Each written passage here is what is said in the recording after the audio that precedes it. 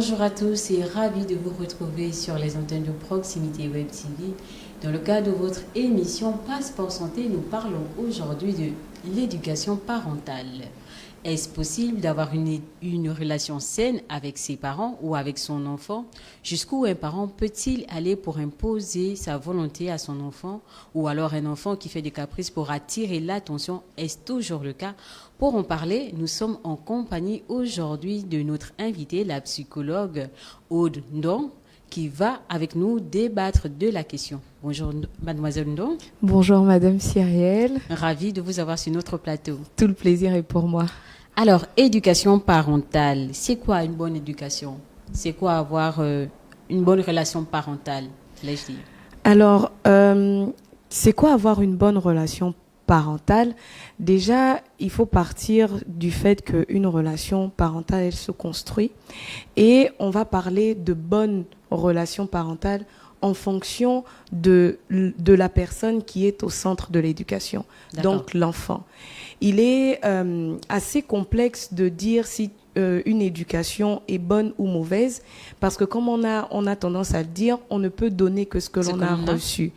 Et donc, les parents, si on parle de construction, donc ça veut dire qu'il peut arriver que un parent se considère comme bon ou comme mauvais, mais tout va dépendre de celui qui est, comme je le disais, au centre de l'éducation, l'enfant. Donc, pour un enfant X, un bon parent peut être bon, ou pour un enfant Y, un parent peut être mauvais. Pour moi, cela dépend des attentes que l'enfant a vis-à-vis, à face aux parents, en fait, qui est en face de lui. Si on parle des attentes, pour un nouveau-né ou pour les enfants à bas âge, est-ce qu'à cet âge, les enfants ont des attentes? Bien entendu. Tout individu a des attentes. Si on parle d'un nouveau-né, le nouveau-né a des attentes, a des besoins, dans la mesure où lorsqu'un bébé pleure, il s'attend à ce que son parent réponde à ses besoins. Donc ça aussi, c'est une attente, même si le parent n'est pas forcément à mesure de traduire correctement le besoin de l'enfant. Donc oui, tout individu a des attentes. Donc ça veut dire que l'hypothèse selon laquelle il existe des bons et des mauvais parents, alors, elle est à mettre aux oubliettes, non? Je dirais que non. Parce que c'est comme je le disais, ça va dépendre en fait de l'enfant. Moi, je peux me considérer comme étant un bon parent parce que j'estime que j'ai donné tout ce que j'avais à donner à mon enfant et ça peut ne pas répondre aux attentes de l'enfant. Donc, si je répondre aux attentes de l'enfant, répondre aux attentes de la société, parce que c'est généralement la société qui juge. Effectivement. L'environnement immédiat qui juge si tel ou Y est un bon parent. L'environnement immédiat et les enfants aussi, parce qu'on part du fait aussi que la société impose des codes de parentalité. Tout à fait. Donc la société va définir, selon certains codes, qui est bon parent ou qui ne l'est pas.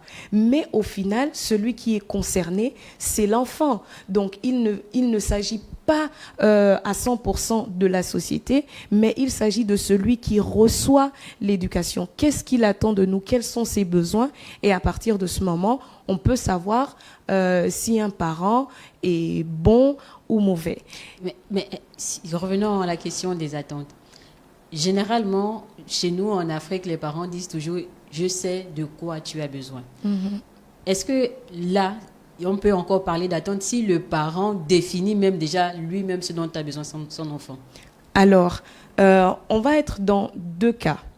Le premier cas, si on parle d'un enfant de 4 ou 5 ans, qui va agir ou réagir en fonction de ses envies et non de ses besoins, à ce moment-là, le parent peut se positionner en tant que décideur. Il peut dire « je sais ce qui est bon pour toi » et imposer certaines choses à l'enfant. Parce qu'un enfant de 6 ans, lui, c'est dans l'immédiat qu'il veut recevoir des choses.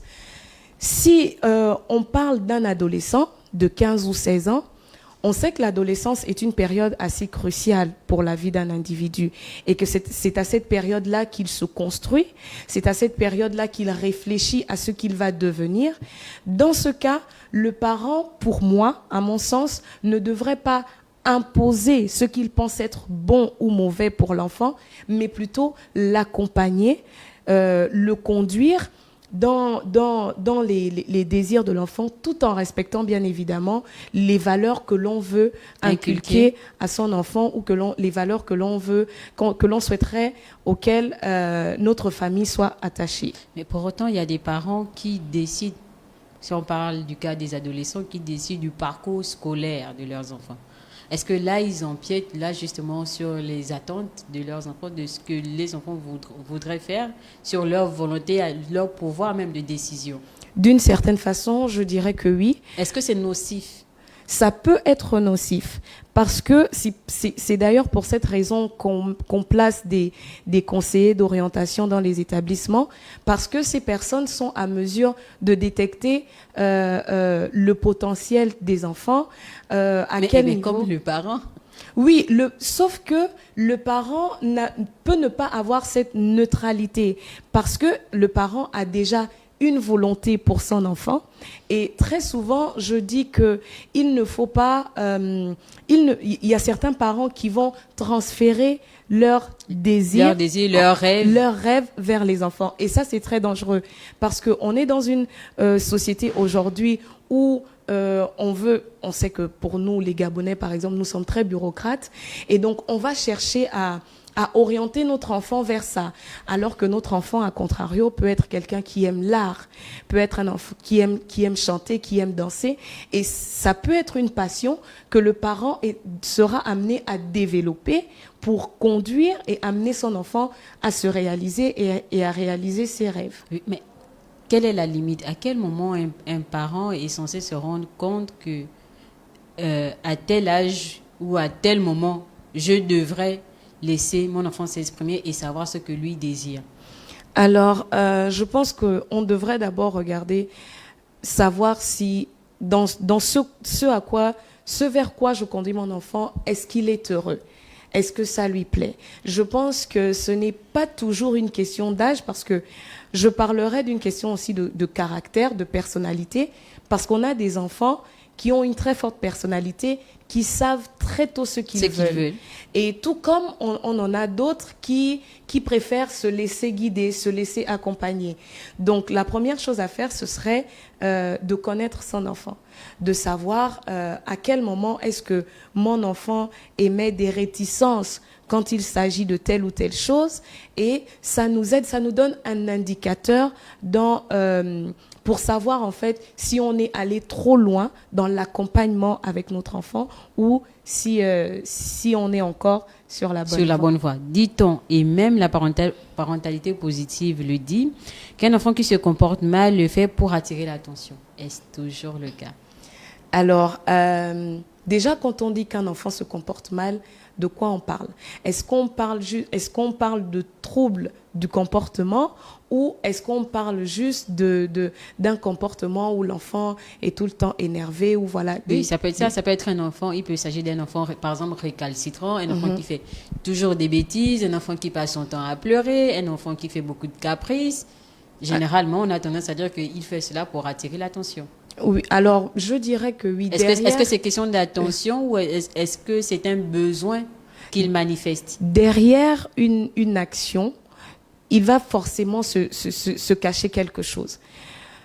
Dans la plupart des cas, c'est lorsque on ne peut pas exprimer nos désirs ou nos besoins avec des mots que l'on l'exprime en fait par des réactions, par certains comportements.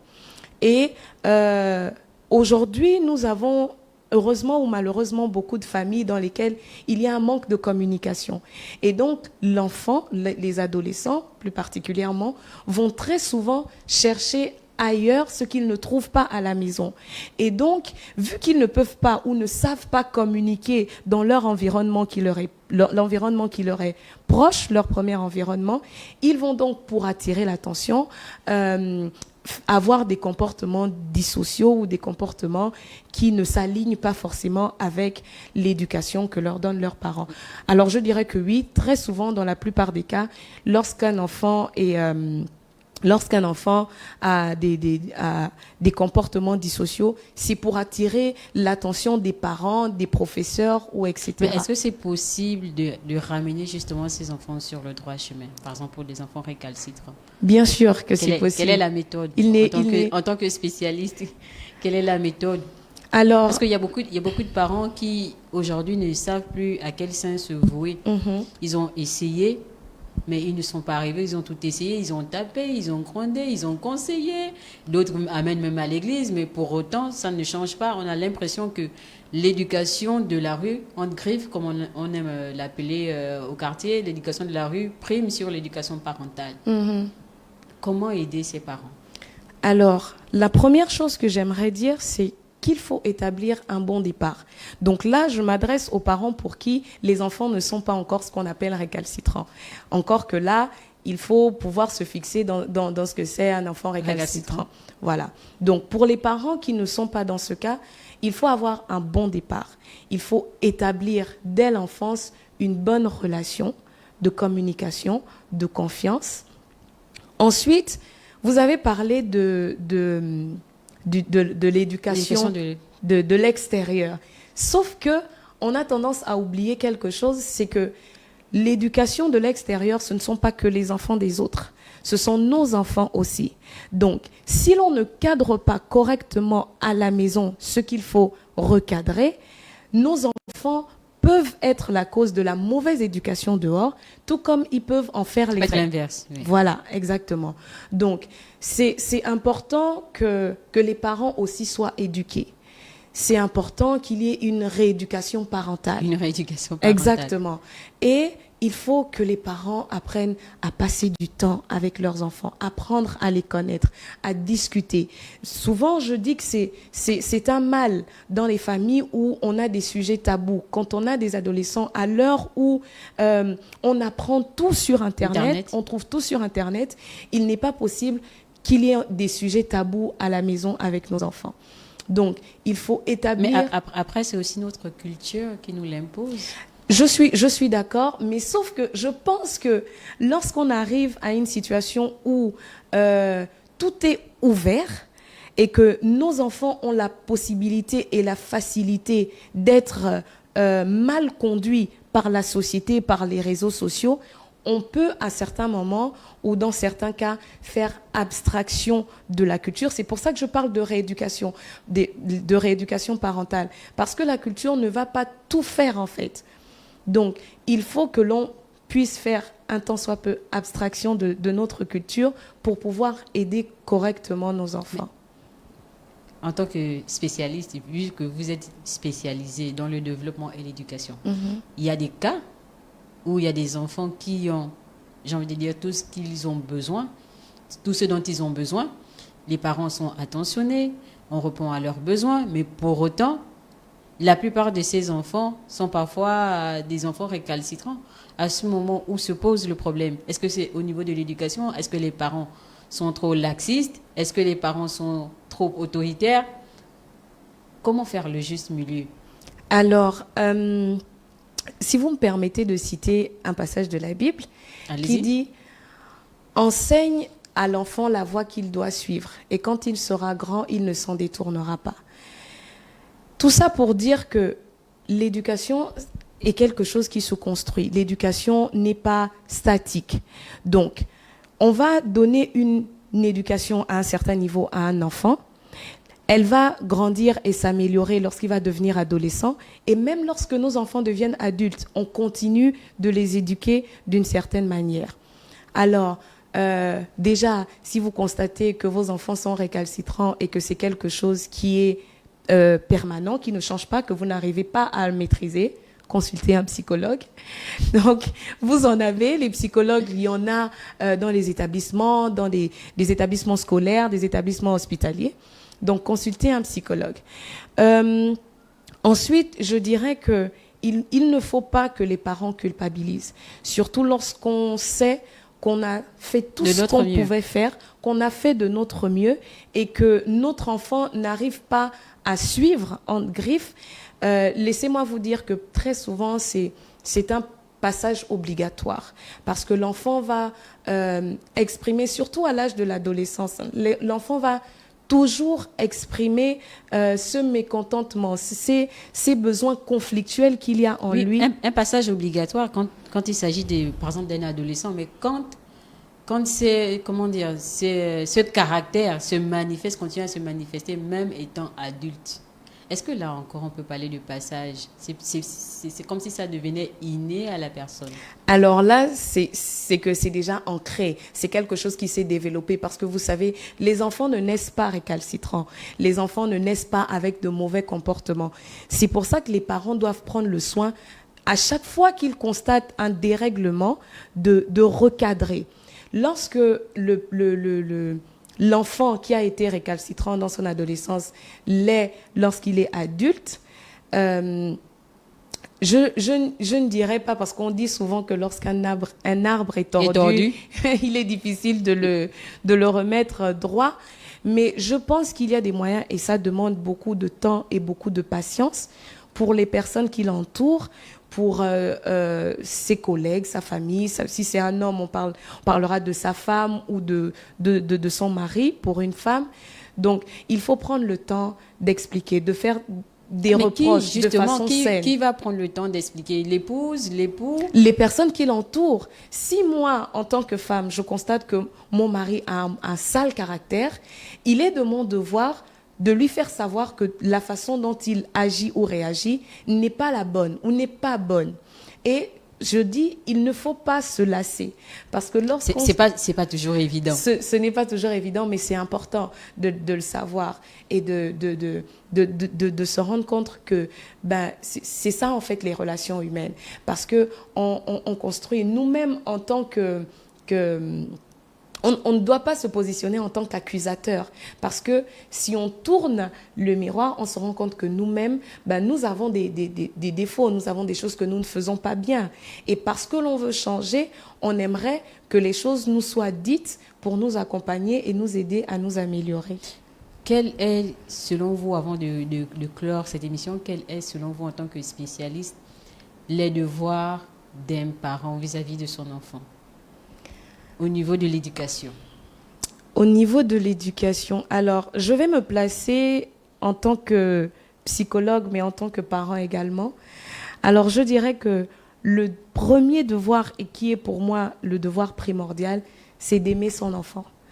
Pourquoi ? Parce que lorsqu'on aime, on sait cajoler et on sait également punir. On sait, c'est comme le bâton du berger, permettez-moi, c'est comme le bâton du berger. Nous y sommes déjà, donc allons-y. Il s'est frappé et il s'est ramené également. Je pense qu'il faut savoir aimer nos enfants, il faut savoir les comprendre, il faut savoir relativiser, parce que en tant que parent, on a tendance à penser que on a le dernier mot, que ce qu'on dit, c'est ce qui doit être. Mais ce n'est pas toujours le cas, parce que nos enfants sont des individus à part entière. Et donc, il faut savoir les comprendre, les accompagner. Au final, dernière question, est-il possible d'avoir une relation saine avec ses enfants ou avec ses parents? Oui, c'est possible. C'est toujours possible dans la mesure où on comprend et on accepte qu'une relation, d'abord, elle se construit. Et lorsqu'on parle de construction, on comprend tout de suite qu'il peut arriver qu'on fasse quelque chose mal. Mais le plus important, c'est de rattraper. C'est de rattraper ce qu'on a mal fait ou ce qui a été mal fait. Mais c'est possible d'avoir une relation saine avec ses enfants. Il faut peut-être des éléments, des exemples. Comme je le disais, il faut passer du temps avec ses enfants, apprendre à les connaître. Il faut établir une relation de confiance avec nos enfants. Il faut accepter toujours selon nos valeurs, notre culture, l'éducation qu'on souhaite donner à nos enfants. Il faut accepter nos enfants tels qu'ils sont. Il ne faut pas les diminuer. Et je pense que à partir de ce moment-là, on construit ou on commence à poser les bases d'une bonne relation saine. Voilà, c'est ici que prend fin votre émission Passeport Santé, où nous avons discuté de la thématique l'éducation parentale avec la spécialiste en développement et en éducation, mademoiselle Aude Ondon. J'espère que vous avez apprécié. Nous vous disons à très bientôt sur Proximité Web TV pour un prochain numéro.